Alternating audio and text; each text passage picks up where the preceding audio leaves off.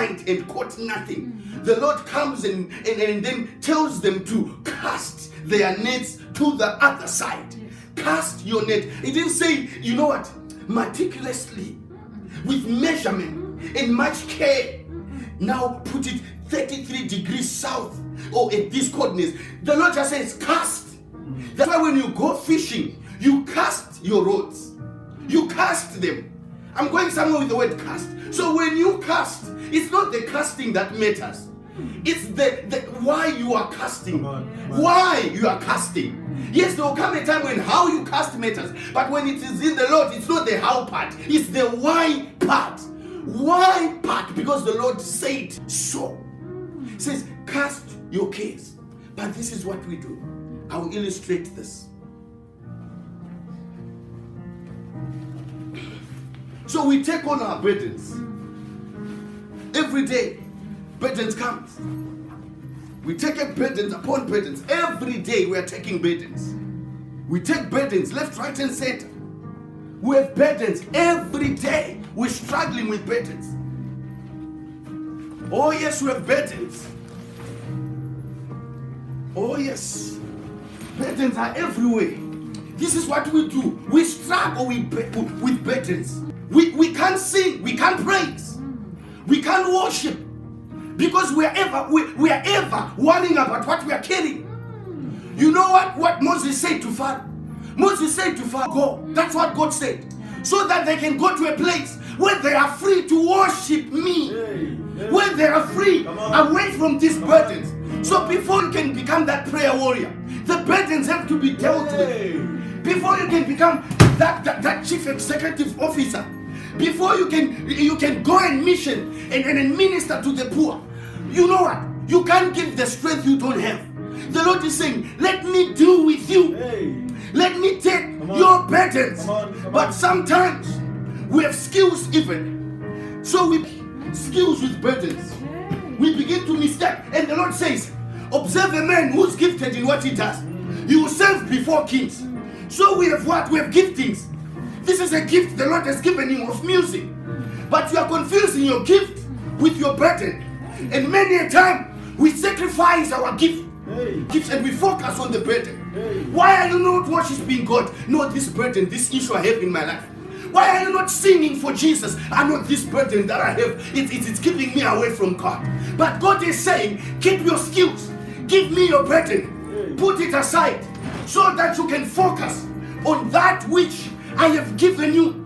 All the keys pertaining to life, pertaining to blessing, I have given them many a time. You mistake the keys for burdens. You sacrifice my calling. You sacrifice my gifting upon your life. And you are always overwhelmed by burdens. You have to understand that it is a journey of faith to take that burden away. It goes for faith to take it away. Because most of you have taken identity from the burdens you carry. Now that's the woman who suffered with what? Now this is the man who struggled with what? Now you have taken comfort out of the things you have struggled. But scripture says, for Christ learned obedience through the stuff he suffered. So he suffered. The suffering was a process.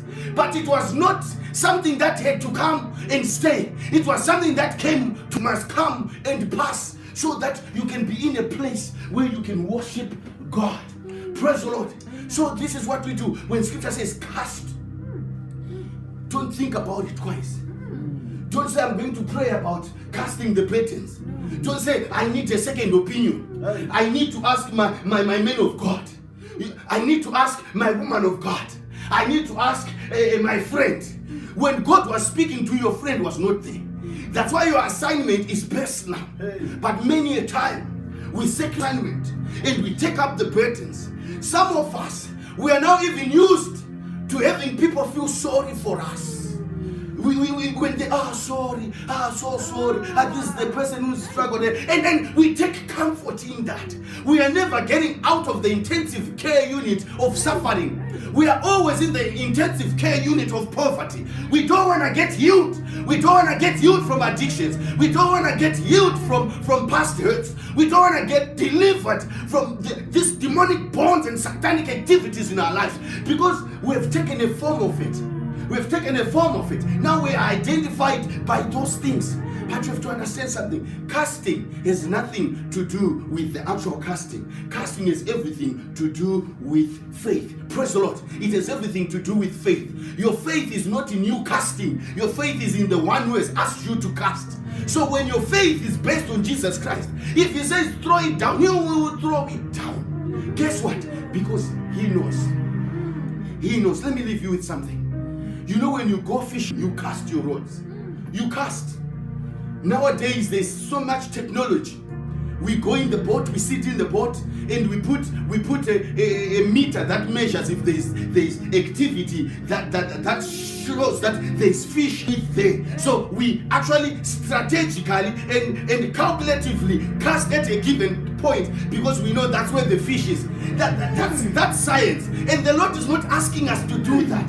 The Lord is not asking you to manipulate the environment so that they can become conducive for you to receive. The Lord is asking you to realign yourself, realign your belief, realign your value system according to His word. And when that has taken place, every terrain will change for you. The high mountains will be brought low. Do not try to manipulate the circumstances and the situations. Turn your back on the situation and start to realign yourself according to the coordinates of the word of God. Way back when they went fishing, I'm telling you, when they went fishing, fishing was beautiful. I used to love fishing. Back then I used to love fishing because it was a journey of faith and hope. That's why when you catch that fish, there'll be so much celebration, so much joy. Because where the joy is coming from, you didn't know what was in the sea. You didn't know what was underneath it. You didn't measure. You didn't take out your clothes and dived into the water to see if there was activity underneath. You just sat there like a foolish man and you just cast your rod there, and somehow, somewhere, lo and behold, you got a fish. That's why you speak to everybody. That's why you celebrate with everyone. Some you even put those fish on the placard. You have pictures taken with those fish because you know how much it took for you to get it. Now with the technology, we manipulate. We manipulate the environment. That's why it's easy come, easy go. Easy come, easy go. We catch it, we throw it back.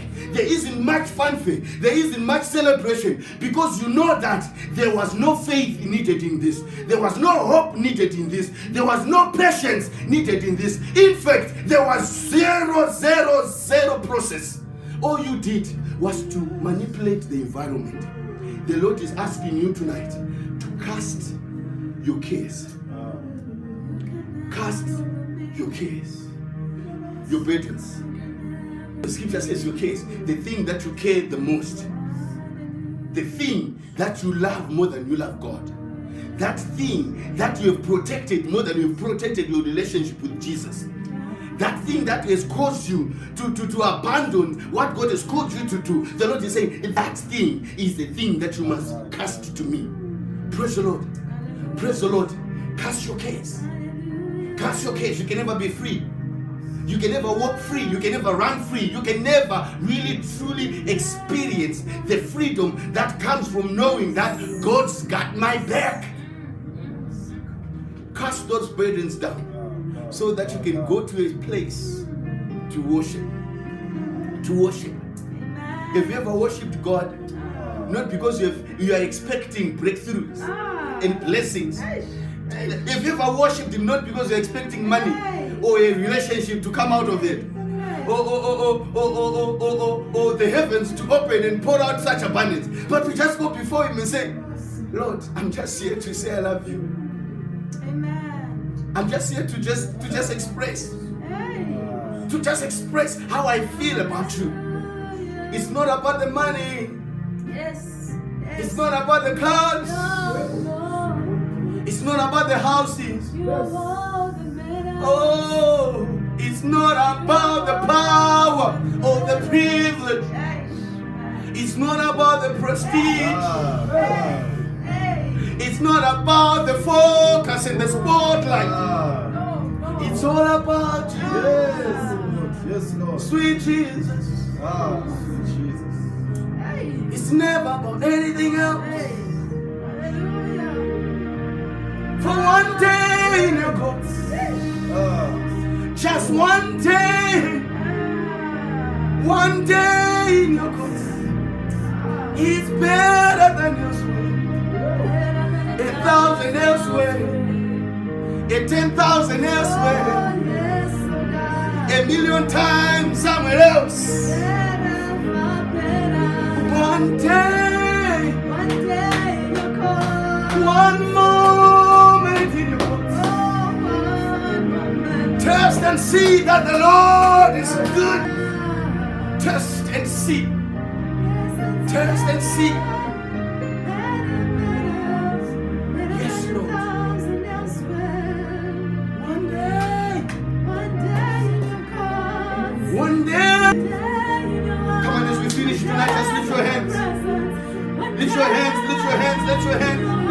Believe for the impossible. Believe for the unbelievable. Believe for that which they said cannot be done. Believe for that which no human hand can move. Believe for God Himself. Better than words.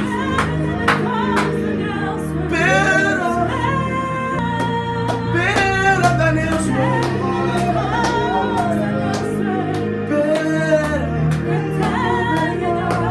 Just one day.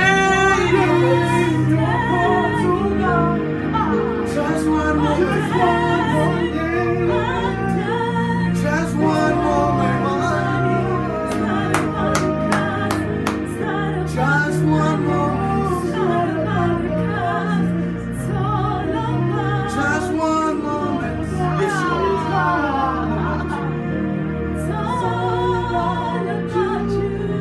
It's not about the money. It's not about the glory. It's not about the power. It's not about the bling. It's not about the fame. It's all about you, Lord. That's why we sing one day in your courts. One day in your presence. One day in your courts. One day in your presence. It's not about my friends. It's not about everything else. It's all about you. One day in your courts. One day in your courts. Come on, just lift your hands. Let's worship.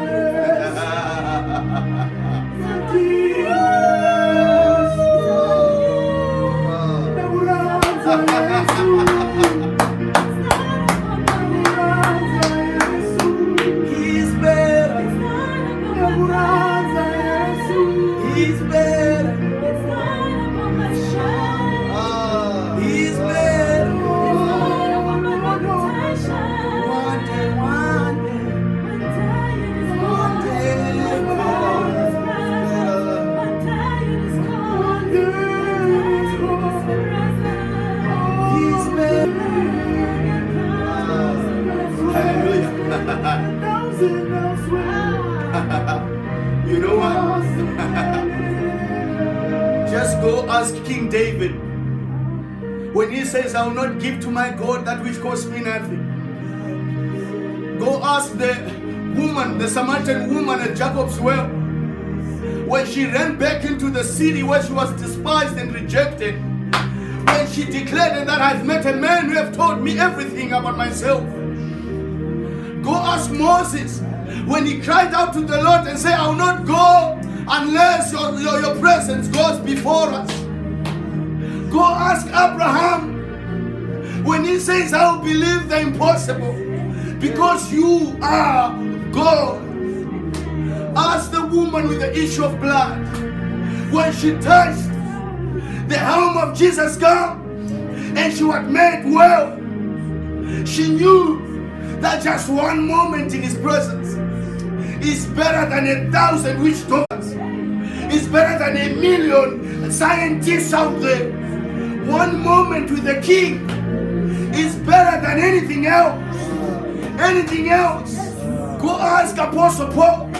One encounter on that day, that afternoon, he can tell you, he is better. He is better. He is better. What is your story tonight? What is your infirmity tonight? God is better. What is your fix? What is your crutch? What is your enabler? God is better. He is better. He is so much better. Call upon his name. Call upon his name and be saved. Stay faithful. Yes, Lord. Stay praising. Yes, Lord. Above everything else, stay hungry and thirst for his righteousness. For Jesus Christ is better. He's been better. He is better now and will forever be better. Praise the Lord. We love you. Thank you for joining us tonight. Shalom.